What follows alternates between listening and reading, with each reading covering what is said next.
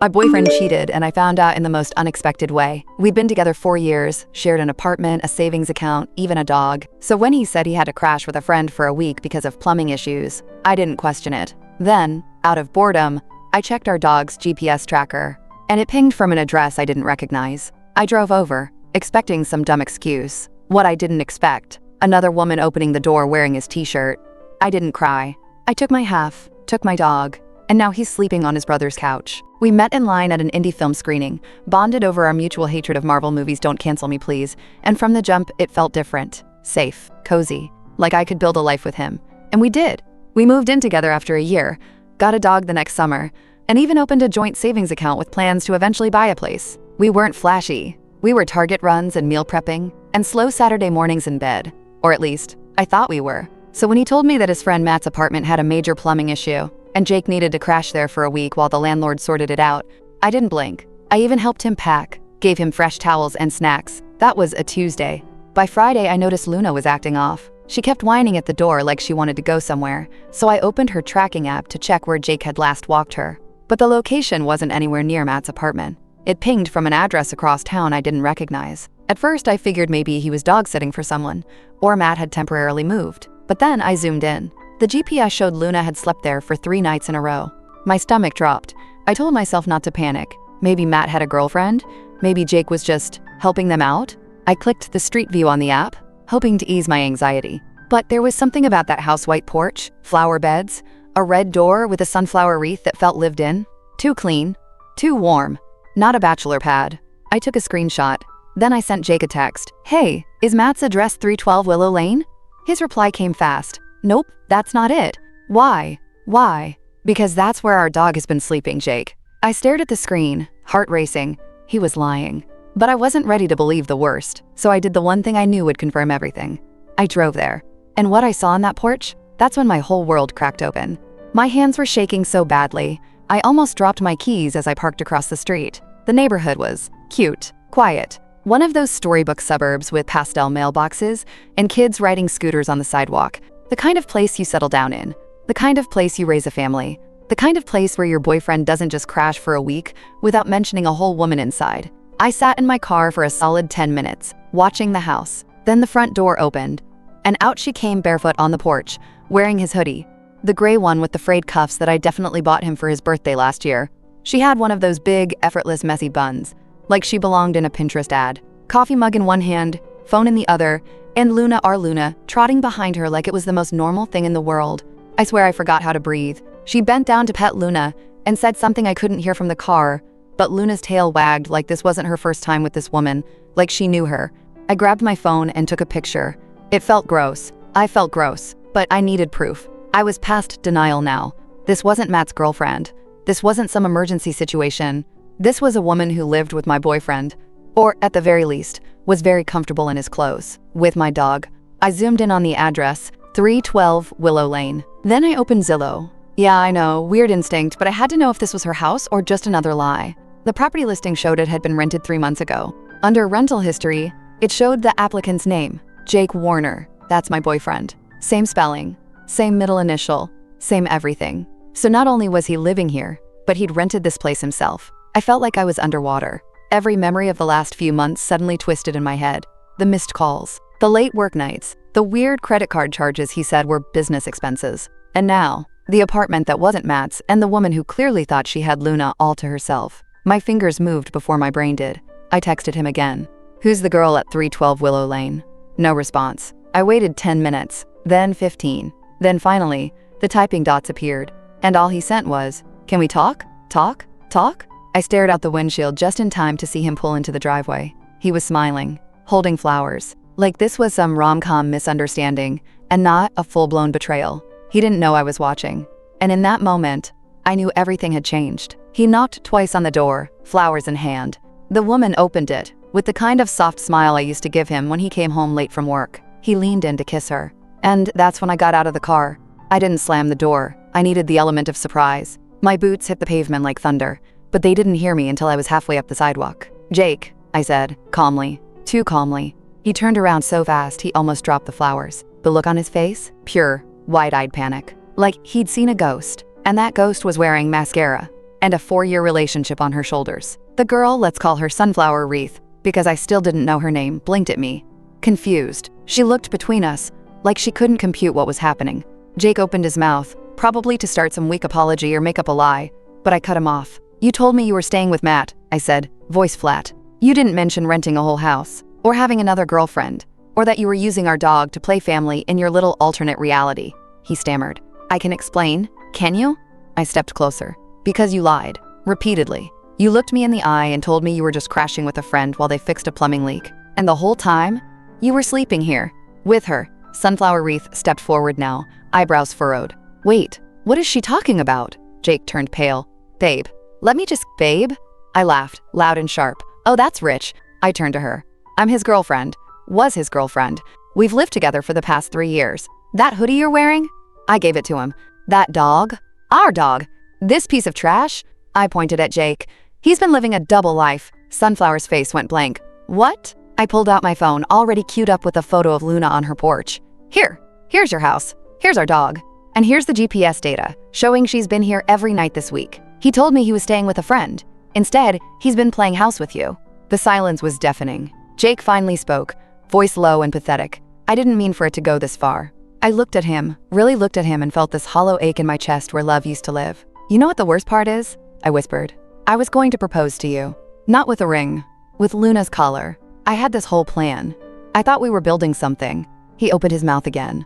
But I didn't let him speak. I turned to Sunflower, gave her one last glance. I hope you like liars, because now, he's all yours. Then I walked away. Didn't look back, didn't wait for tears or excuses. Just me, my pride, and the echo of a life that had just fallen apart. When I got back to our apartment, everything looked exactly the same.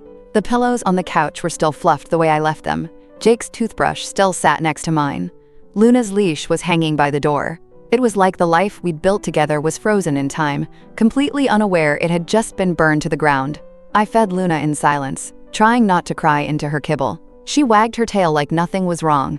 Dogs are so unfairly loyal. I envied her ignorance. And then my phone started blowing up. Jake called twice. I declined. And then, unknown number. I hesitated, then picked up. Hey, is this Emily? It was a woman's voice. Nervous, soft. Who's asking?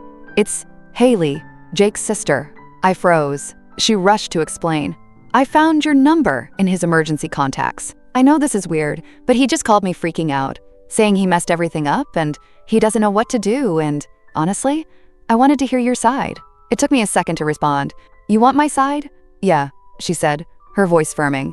Because I've known Jake my whole life, and I've never heard him sound like this. And because I knew something was off when he started talking about splitting time between places. So I told her. Everything. The tracker. The house. Sunflower Wreath. The confrontation. Haley was quiet for a long time. Then she exhaled. Jesus. I had a feeling, but I didn't think it was this bad. Apparently, Jake had been telling his family we were taking a break, and he was testing the waters of a new relationship, framing it like I knew what was happening. I laughed bitterly. That's cute.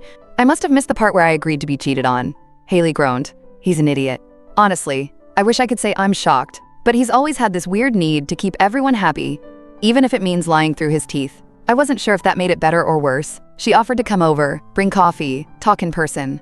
I declined. I wasn't ready to face anyone else yet. After we hung up, the texts started rolling in from his friends. People I'd known for years. People who came to our house for football nights and birthday parties. Some of them apologized. Some said they were shocked. A few admitted they had suspected something but didn't want to get involved. That part stung more than I expected. And then I got a text from her, Sunflower Wreath, whose real name, it turns out, is Madison. I'm so sorry. I had no idea. He told me he was single. I almost didn't respond. But then I did.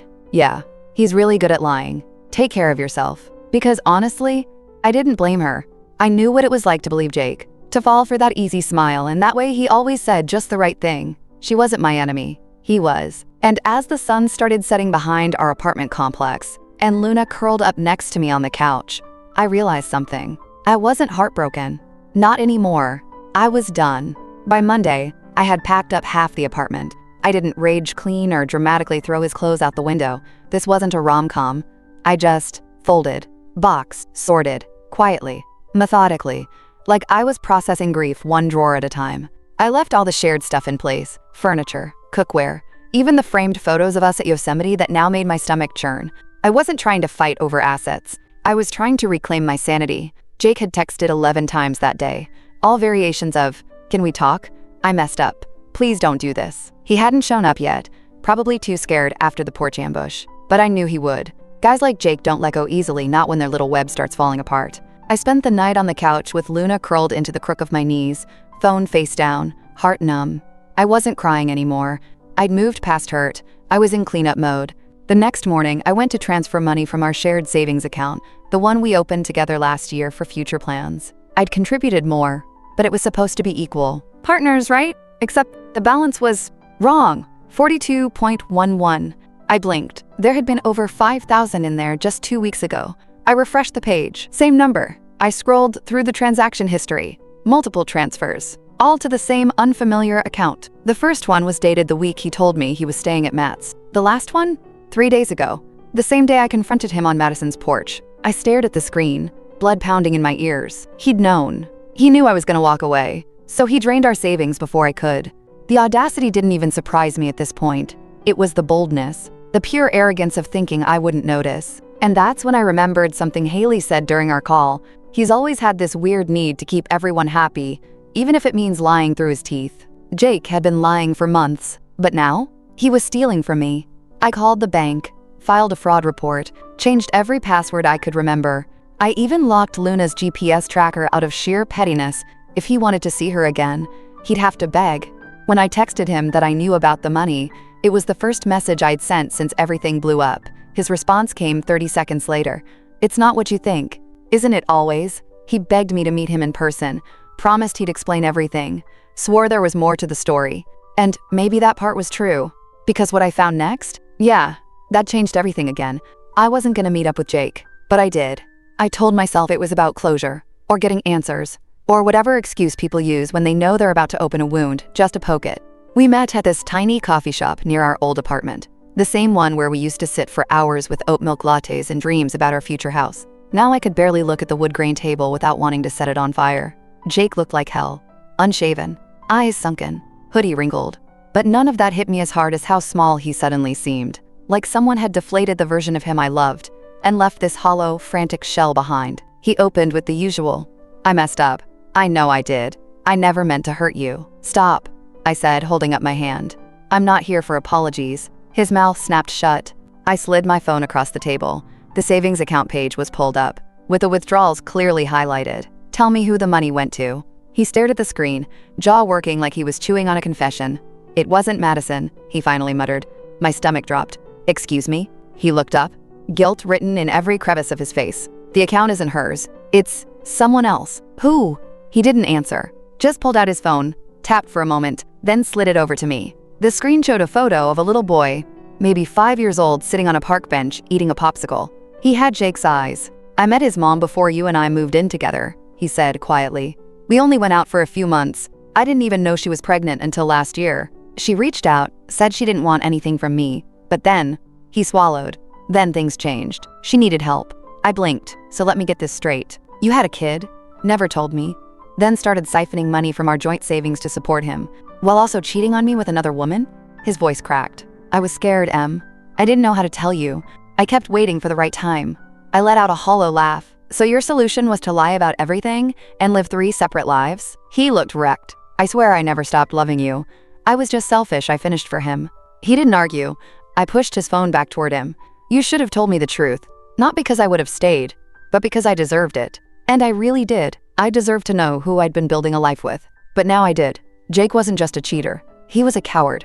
A man who hid behind lies and silence until everything collapsed." As I stood up to leave, he reached for my hand. "What happens now?" I looked him dead in the eyes. "You deal with the mess you made, and I start over without you." I wish I could say I walked out of that coffee shop and immediately felt empowered, that I strutted back to my car like Beyoncé in a breakup anthem. But honestly, I sat in the front seat for 15 minutes, forehead against the steering wheel, just breathing, letting the weight of it all hit me. The lies, the betrayal, the kid I never knew existed, the money he drained from our future to fund the parts of his life he hid from me. But then something shifted. Because yeah, I was hurt, but I wasn't broken. I'd spent years pouring myself into Jake's world, stretching to fit into the shape he needed. Now, I was done shrinking. It was time to take up space again. So I made a list. And if you know me, you know when I pull out a list, it's game over. I texted our landlord that I'd be moving out early and asked if I could switch to a month-to-month lease for the spare unit across the hall. He agreed. I packed everything that mattered, my books, my plants, the mug from my sister that says don't text your ex, and left Jake with the couch, the TV, and the ghost of what he threw away. Luna came with me, obviously. My emotional support beagle wasn't staying one more second in that mess. I sat down with my closest friends over wine and charcuterie and told them everything. Madison, the kid, the secret account. Every jaw dropped. There was hugging, cussing. One of my friends literally stood up and yelled, "Men are emotionally stunted raccoons in hoodies." We laughed. I cried. It was messy and cathartic and healing. Here's the part I'm not proud of, but also not sorry. I remember Jake's job had this annual Partners Family Appreciation Night. It was a big deal, his coworkers and their families, catered food, those cheesy recognition awards. He'd RSVP'd months ago, back when I still thought we were in love. So I called Madison. Yup, Madison, the girl in the hoodie on the porch, the girl who also got lied to. We met up. She brought receipts, texts, emails, screenshots, and she wasn't just hurt. She was furious. "Let's go," I said. She blinked. "To where?" "To Family Appreciation Night." She stared at me like I was unhinged. Maybe I was, but she smiled and said, "You're insane. I'm healing." So we did. We showed up together, same table, matching red lipstick. I wore the dress Jake always said made me look too intense. Madison wore his flannel. The look on his face when he saw us? Pure panic. He choked on his shrimp cocktail. We didn't make a scene. We just existed, smiling, laughing, drinking wine and being unapologetically present. Let him sweat. Let them all wonder. A week after the event, I got a text from Jake. Just one. "I saw the look on your face that night. You're done with me, aren't you?" No begging. No apologies. Just defeat. And I didn't reply. Because yes, I was done. And the silence? That was my closure. That same afternoon, I got a DM on Instagram that nearly made me drop my phone. It was from Jake's boss's wife. I just wanted to say, "Thank you. You and that other girl?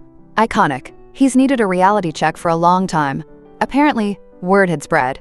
Not about the cheating, not directly, but about Jake being publicly confronted by his past and present in matching lipstick. The way she phrased it had me snort laughing in my kitchen. Jake hadn't been fired, but let's just say he was strongly encouraged to take a few weeks off. And his representative at the office? Kinda tanked. Not my intention. But I won't pretend it didn't feel like poetic justice. But the real twist? The message from Madison. It came one afternoon while I was rearranging the books in my new place, trying to convince myself I was the kind of girl who could keep succulents alive. "Hey, I found something. It's about the kid." That stopped me cold. I hadn't thought much more about Jake's secret son. Part of me had just shoved it into the too painful, too complicated drawer and slammed it shut. But her next message? I don't think he's telling the truth. Not all of it, anyway. What she sent me after that? Yeah. It cracked everything open again. Madison's message came with two attachments. One was a blurry screenshot of Jake's baby mama's Facebook profile. The other? A cropped image of a birth certificate. I felt sick before I even opened them. The Facebook profile was basic, barely any photos, all private. The bio just said, "Mama to the best little boy." But here's what caught my eye, the hometown listed. Cleveland. Jake told me the mother lived in state, about 40 minutes away. He'd even said she was too proud to ask for help at first, but eventually let him in. But Cleveland was 2 states away. Not a 40-minute drive. Not even a day trip. I opened the second attachment, the birth certificate. Name: Elliot James Warner. Date of birth: March 16th. Mother: Danielle Price. Father: left blank. And right there, in plain Helvetica, was the thing that unraveled everything. Jake's name wasn't on it. I texted Madison, "How did you get this?" She replied, "My best friend works in records." She was suspicious. Something felt off about how vague he was whenever I asked about the kid. I reread the document 3 times, trying to make it make sense. Jake told me he was sending money to help raise his son. Said he'd rented the house across town so he could be closer. He swore the withdrawals were for child support, that he'd been figuring out how to be a dad. But the truth? There was no court order, no custody agreement. And as far as the state was concerned, Jake wasn't the father. I FaceTimed Madison. "Have you talked to her?" I asked. My voice sounded thin, like it was coming from someone else's throat. "She won't respond," Madison said, biting her lip. "I think he told her not to. But, it gets worse." She sent one final screenshot, a photo of a Venmo transaction. From Jake to Danielle Price. Caption: "Thanks for the favor. Still owe you for the photos." That's when it clicked. There was no kid. The pictures he showed me, the sob story, the guilt he piled on like bricks, Fake. All of it. Danielle wasn't the mother of his child. She was someone he paid to help sell his lie. My stomach flipped. The panic I'd buried deep inside came rushing back like a tidal wave. He didn't just cheat. He invented a fake son to cover up his financial betrayal. He gaslit me, stole from me, broke me, and when I still refused to fall apart, he manufactured a child to keep control. And suddenly, I wasn't just hurt. I was furious. Because this wasn't heartbreak anymore. This was war. I'd always imagined our final conversation would be quiet, maybe at a park bench or over coffee, mature and tragic and soft-lit like a breakup scene in a sad girl indie film. But that fantasy died the moment I learned Jake faked having a son to cover up his lies. So instead, I invited him over to the apartment. Not our old place, the new one. Mine.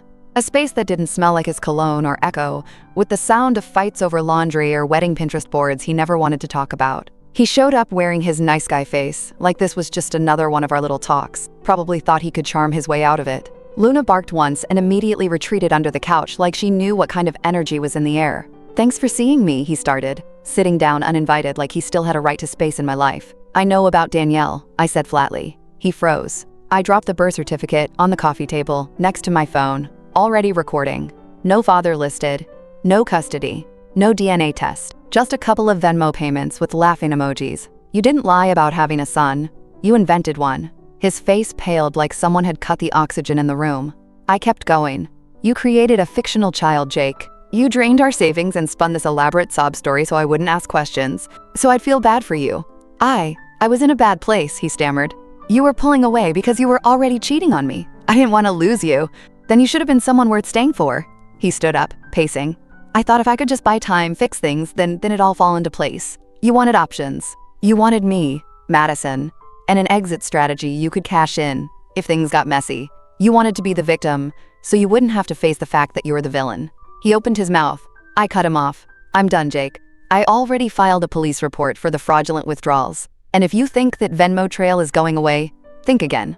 I've got screenshots, statements, audio, and friends in PR who are very good at making things go viral if they need to." He blinked. "You wouldn't I?" I stepped closer, my voice low and dead calm. "You faked a child, manipulated 2 women, and stole $5 grand. If I wanted to ruin you, I'd already be live streaming this." He stood there, jaw tight, eyes glassy. "Just don't tell my family," he whispered. I looked at him, this broken boy in man's clothing, and realized something profound. I didn't hate him. I just didn't care anymore. "Get out, Jake." He hesitated. One last flash of desperation. But then he grabbed his keys and walked out. No grand apology. No final monologue. Just the sound of a door closing on a version of me that used to accept less. I saved the voice recording, just in case. Then I took a deep breath, poured a glass of wine, and sat on the floor with Luna. For the first time in months, my apartment was quiet in the right way. Not in that suffocating, waiting for the next fight kind of way, but in that soft, late-night calm where even the silence feels like a reset button. The war was over, and now I could rebuild.